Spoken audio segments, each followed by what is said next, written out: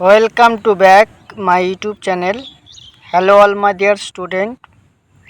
আজকে অনেক দিন পর ইউটিউব চ্যানেলে ভিডিও নিয়ে আসলাম যে ডক্টর মেঘনাথ সাহা কলেজের 2 সেমিস্টার 4 সেমিস্টার এবং সেমিস্টার 6 এর অনেক গুরুত্বপূর্ণ আপডেটগুলি আছে। তো সেই গুরুত্বপূর্ণ আপডেটগুলি নিয়ে আজকে ভিডিওর মাধ্যমে আলোচনা করব। তো প্রথম বিষয়ে আসি যে সেমিস্টার 2 এর 5 তারিখে একটা নোটিশ বলা হয়েছিল যে সেকেন্ড সেমিস্টারে এমডিসি সাবজেক্ট চুজ করার জন্য। তো সেই সাবজেক্টগুলি চুজ করে তারা ক্লাস করতে পারবে। তো সেই সাবজেক্ট চুজ করবে কিভাবে, যে সাবজেক্টে মেজর আছে সেই সাবজেক্ট মেজর বাদে সেই অন্যান্য সাবজেক্টসে চুজ করে পড়াশোনা করতে পারে। এবং অনেকের ধারণা যে এখন যদি আমি চুজ না করি তাহলে কি পরবর্তীকালে চুজ করতে পারবো? অবশ্যই তারা পারবে, বাট তাদেরকে কলেজ থেকে যেটা বলা হয়েছে যে সে সাবজেক্টটা চুজ করলে পরে কি হয়, যে সে সাবজেক্টটা নিয়ে যদি পড়াশোনা করে তাহলে পরীক্ষা দিতে গিয়ে তার কোনো সমস্যা হয় না। এবং একটা সাবজেক্টে পরীক্ষা দিতে গেলে সে যদি না পড়াশোনা করে যদি পরীক্ষা হলে গিয়ে বসে তো সাদা খাতা ছাড়া কিছু জমা দিয়ে আসতে পারবে না। অতএব কলেজ থেকে যে নোটিশটি পাবলিশ করা হয়েছিল সেই নোটিশটি মেজর সাবজেক্ট বাদে যেই সাবজেক্ট নিতে পারবে সেই সাবজেক্টগুলো তারা নিয়ে নেবে এবং তারা সঠিক এবং সেই সাবজেক্ট নিয়ে তারা পড়াশোনা করবে। এবার সেকেন্ড বিষয় হচ্ছে যে ফার্স্ট সেমিস্টারের রেজাল্টটা কবে দিবে।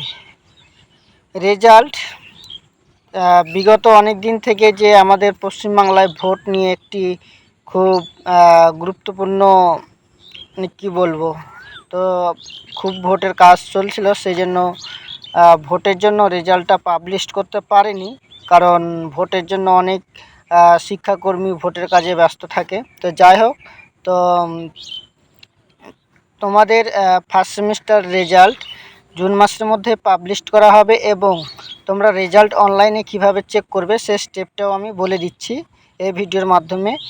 এবং অনেকের প্রশ্ন আছে যে আমি এখনও সেকেন্ড সেমিস্টারে অ্যাডমিশন হতে পারিনি, তো সেকেন্ড সেমিস্টারে অ্যাডমিশন হওয়ার চান্স পাবো কি না, অনেকের এরকম কোশ্চেন আর অনেক ভুল ধারণার মধ্যে থাকে। তো যাই হোক, সেই বিষয়টা নিয়ে আমিও বলবো আজকে।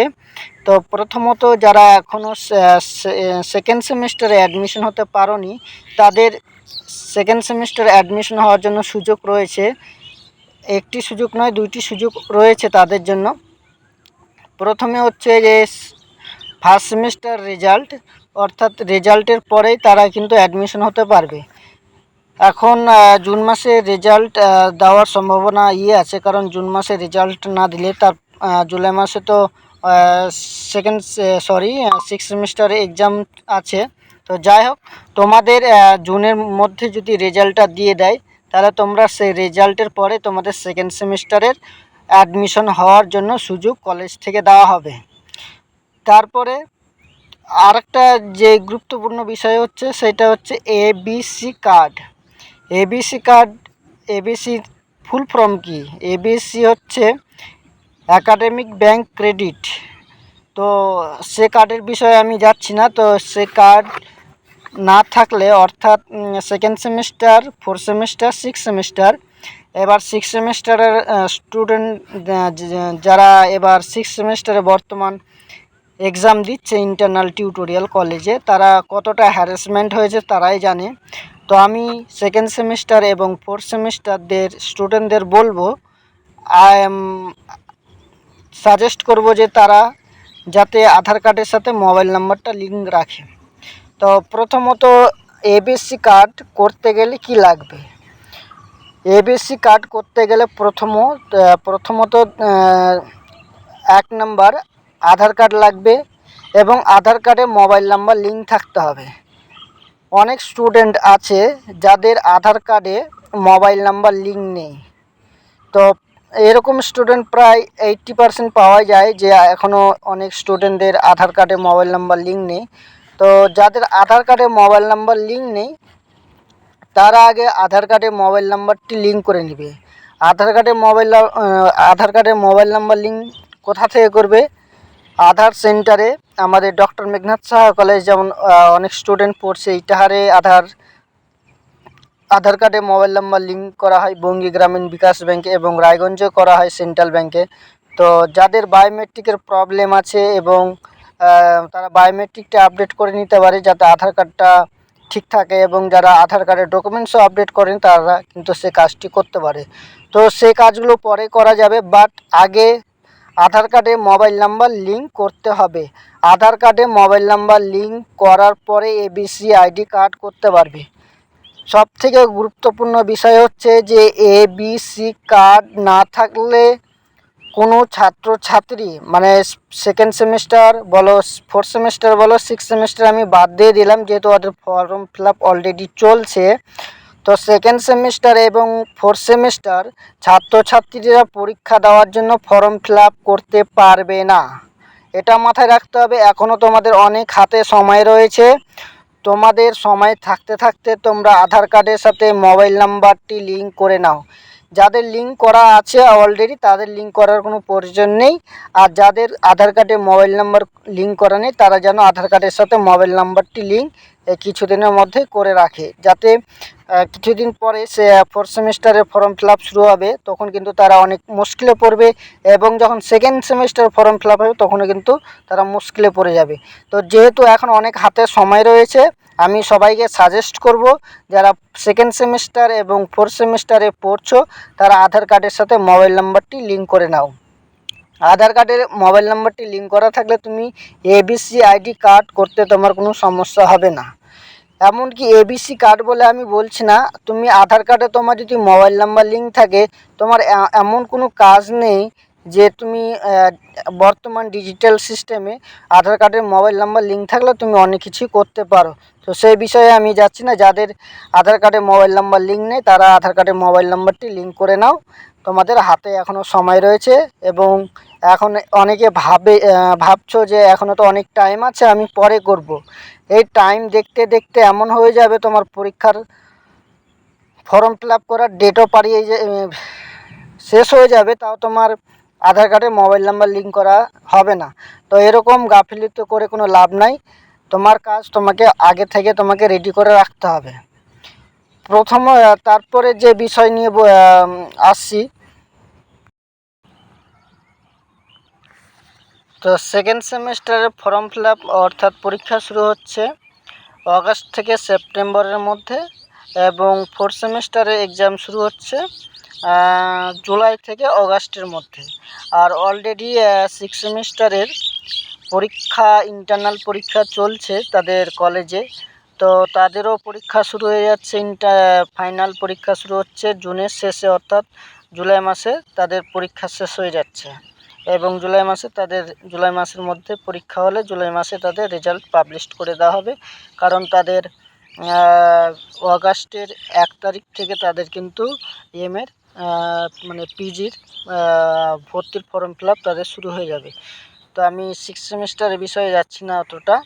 তো যে বিষয়, তো আমি আবারও রিপিট করছি, সেকেন্ড সেমিস্টারে যারা পড়ছো তাদের রেজাল্ট এবং অ্যাডমিশন এবং এবিসি কার্ড সেমিস্টার 2 এবং সেমিস্টার 4, এবিসি কার্ড প্রত্যেকজন ছেলেমেয়ের এবিসি কার্ড বাধ্যতামূলক। কারণ এবিসি কার্ড ছাড়া যেহেতু তারা ফর্ম ফিল আপ করতে পারবেই না, মানে পরীক্ষা দিতেই পারবে না, তো ফর্ম ফিল আপ করতে না পারলে পরীক্ষা দিতেও পারবে না। তো যাই হোক, যারা এবিসি কার্ডটা এখনও করনি তোমরা আগে আধার কার্ডের সাথে মোবাইল নাম্বার লিঙ্ক নাই তার আগে করুন, তারপরে এবিসি কার্ডটা করবে। তো তারপরে বিষয় হচ্ছে যে তোমাদের আরেকবার আমি বলছি রিপিট করে যে ফার্স্ট সেমিস্টার যাদের রেজাল্ট দেয়নি তাদের জুনের মধ্যে রেজাল্ট দিচ্ছে, রেজাল্টের পরে তাদের অ্যাডমিশন হওয়ার জন্য সুযোগ দেওয়া হবে। তারা যদি অ্যাডমিশনের সুযোগ দেওয়ার পরে তারা যদি অ্যাডমিশন না হয়, যখন সেকেন্ড সেমিস্টারের ফর্ম ফিল আপ শুরু হবে পরীক্ষা দেওয়ার জন্য তখনও তারা অ্যাডমিশন হতে পারে, তারপরে তখন ফর্ম ফিল আপ করতে পারবে। দ্বিতীয়ত, অনেক স্টুডেন্ট বলে যে এখনও কিন্তু আমি অ্যাডমিশন হয়নি, তো আমি কি ক্লাস করতে পারবো? তো আমি বারবার করে বলি যে অ্যাডমিশন হয়ে না থাকলে কোনো সমস্যা নেই, তুমি সেকেন্ড সেমিস্টারে ক্লাস করতে পারো। তো যারা এখনও সেকেন্ড সেমিস্টারে অ্যাডমিশন হয় তারা কলেজে গিয়ে ক্লাস করতে পারো, কোনো প্রবলেম নেই। আর আরেকটা বিষয় নিয়ে গুরুত্বপূর্ণ বিষয় নিয়ে বলবো, সেটি হচ্ছে যারা এই বছর উচ্চ মাধ্যমিক পরীক্ষা দিয়েছে এবং কলেজে ভর্তি হবে, তো কলেজে ভর্তি হওয়ার জন্য তাদের কবে থেকে কলেজে ফর্ম ফিল আপ শুরু হবে এবং কবে থেকে ভর্তি শুরু হবে, তো সেই বিষয় নিয়ে আমি সামান্য একটু বলবো বিষয়টা। যেহেতু স্টেট গভর্নমেন্ট এখনও কোনো অর্ডার পাস করেনি, তো সামান্য যেটা সূত্র মারফত জানা গেছে যে 22শে জুনের পরে পরীক্ষার ফর্ম ফিল আপ শুরু হতে পারে, এমনটাই সম্ভাবনা এসছে। এবার ফর্ম ফিল আপ করার জন্য কি কি ডকুমেন্টস লাগবে এগুলি হচ্ছে সবথেকে গুরুত্বপূর্ণ বিষয়। অনেক স্টুডেন্ট অনেক যে আছে যে আমরা ফর্ম ফিল আপ করবো, কলেজে ভর্তি হবো, অনেকের একটা মানে আগ্রহ আছে যে আমরা কবে কলেজে ভর্তি হব। তো সেই বিষয়টা দেখতে গেলে যে সমস্ত স্টুডেন্টরা এবার উচ্চ মাধ্যমিক দিয়েছে এবং পাস করেছে, তারা কলেজে ভর্তি হতে গেলে তাদের কি কি প্রয়োজনীয় ডকুমেন্টসগুলি লাগবে, সেই ডকুমেন্টসগুলো কি কি, সেই জিনিসটা কিন্তু মাথায় রাখতে হবে।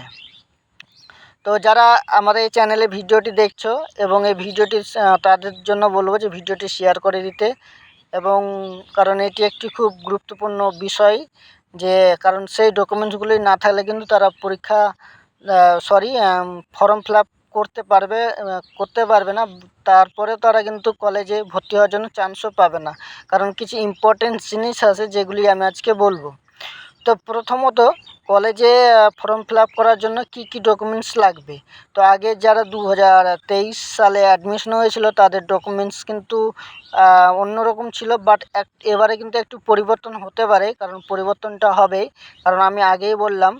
তো নাম্বার 1, মাধ্যমিকের অ্যাডমিট কার্ড, নোট করে নিবে তোমরা যারা আছো, নোট করে নিবে, আবারও বলছি মাধ্যমিকের অ্যাডমিট কার্ড। সেকেন্ড, পাসপোর্ট সাইজের photo. 3 number signature. 4 number ration কার্ডের ক্যাটাগরি বা রেশন কার্ড, 4 নাম্বার হলো। 5 নাম্বার হচ্ছে তোমার বার্থ সার্টিফিকেট।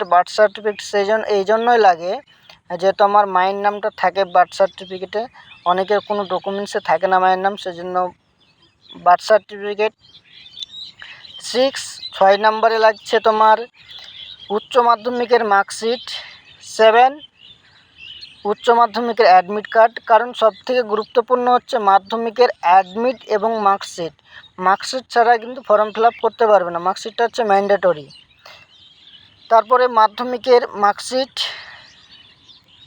7 মাধ্যমিকের অ্যাডমিট, ওটা তো বললাম। তো মাধ্যমিকের মার্কশিটটা বিশেষ করে আমাদের ডক্টর মেঘনাদ সাহা কলেজে লাগে না, এবার হয়তো অন্যান্য কলেজে লাগে, কিন্তু ডক্টর মেঘনাদ সাহা কলেজে লাগে না। তারপরে যে দুইটি বিষয়, আর একটা সবথেকে গুরুত্বপূর্ণ বিষয় হচ্ছে কাস্ট সার্টিফিকেট কি, তোমার জাতি শংসাপত্র।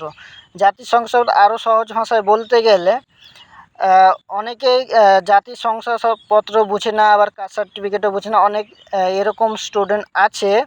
তো কাস্ট সার্টিফিকেট হচ্ছে তোমার যেটা OBC-A, OBC-B, SC, ST, এটা হচ্ছে কাস্ট সার্টিফিকেট মানে যাদের আছে তাদের ম্যান্ডেটরি, কারণ কিছুটা ছাড় পায় তারা, আর যাদের নেই তাদের কোনো প্রবলেম নেই, মানে থাকলে ছাড় পাবে, না থাকলে কোনো সমস্যা নেই, অর্থাৎ মানে যদি তোমার থাকে তাহলে লাগবে, না থাকলে লাগবে না। তারপরে আর একটা তোমার সবথেকে গুরুত্বপূর্ণ যেটি হচ্ছে ডকুমেন্ট, সেটি হচ্ছে ABC কার্ড।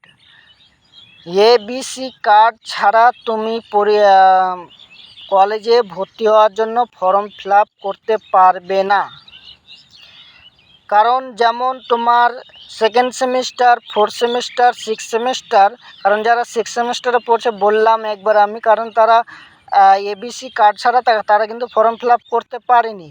তো সেই রকমই মানে সেকেন্ড সেমিস্টার, 4th সেমিস্টারের মতন তাদের ABC কার্ড ছাড়া এবছর কিন্তু অ্যাপ্লিকেশন তারা করতে পারবে না, ABC কার্ড কিন্তু তাদের লাগবে। ABC কার্ডের সিস্টেমটা আমি বললাম যে এবিসি কার্ড তো তোমার আধার কার্ডে মোবাইল নাম্বার লিঙ্ক করে নাও, তারপরে তুমি এবিসি কার্ডটা করতে পারো। আধার কার্ডে মোবাইল নাম্বার লিঙ্ক থাকলে এবিসি কার্ড করার জন্য 5 মিনিটও সময় লাগে না। তো এবিসি কার্ডটা মাস্ট তোমাকে লাগবেই। তারপরে হচ্ছে তোমার স্কুল টিসি। তো স্কুল টিসি যেদিন কলেজ থেকে তোমাকে মার্কশিট এবং সার্টিফিকেট দেওয়া হয়েছিল, তো 2023 সালে অনেকজন টিসি পেয়েছিল, অনেকজন পায়নি, অনেকজন আবার বুঝতে পারে না। তো স্কুল টিসি সার্টিফিকেটটা কিন্তু ইম্পর্টেন্ট, কারণ সেই স্কুল টিসি সার্টিফিকেটের সবথেকে একটা যেটা নাম্বার থাকে সেটা হচ্ছে বাংলা শিক্ষা পোর্টালে একটা আইডি থাকে। সেই আইডিটা কিন্তু সবথেকে গুরুত্বপূর্ণ, সেই আইডিটা কিন্তু লাগবে। সেই আইডি ছাড়া তারা ফর্ম ফিল আপ করতে পারবে না। তো যারা এবছরে কলেজে ভর্তি হবে, ভর্তি হওয়ার জন্য কিন্তু সবথেকে 4টা গুরুত্বপূর্ণ ডকুমেন্টস। একটা হচ্ছে তোমার এবিসি কার্ড, একটা হচ্ছে বাংলা শিক্ষা পোর্টালের আইডি, উচ্চ মাধ্যমিকের মার্কশিট, অ্যাডমিট কার্ড, পাসপোর্ট সাইজের ফটো, সিগনেচার। আর ব্যাংকের বইটা ওটা তোমার কোনো ক্ষেত্রে লাগে, কোনো কলেজের ক্ষেত্রে, কোনো কলেজে লাগে না। তো সেটা অতটা ইম্পর্টেন্ট না। তবে যেগুলো ইম্পর্টেন্ট সেগুলো আমি আবারও বলছি। পাসপোর্ট সাইজের 1 কপি ফটো, সিগনেচার, 2 মাধ্যমিকের অ্যাডমিট, 3 উচ্চ মাধ্যমিকের অ্যাডমিট, 4 5 উচ্চ মাধ্যমিকের মার্কশিট, 6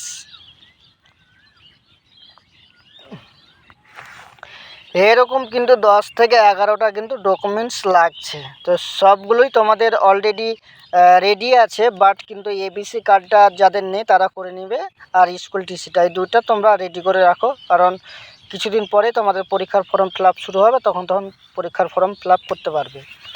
তো আশা করি বুঝতে পেরেছো, আর কারোর কোনো সমস্যা নাই। অনেকের যা কোশ্চেন ছিল আজকে এই ভিডিওর মাধ্যমে আলোচনা করলাম। আর যদি কারোর কোশ্চেন বা কিছু জানার থাকে অবশ্যই কমেন্ট করো। ভিডিওটি ভালো লাগলে অবশ্যই লাইক করো, বন্ধুদের সাথে শেয়ার করো। সবাই ভালো থাকো, সুস্থ থাকো, দেখা হবে পরের কোনো ভিডিওতে।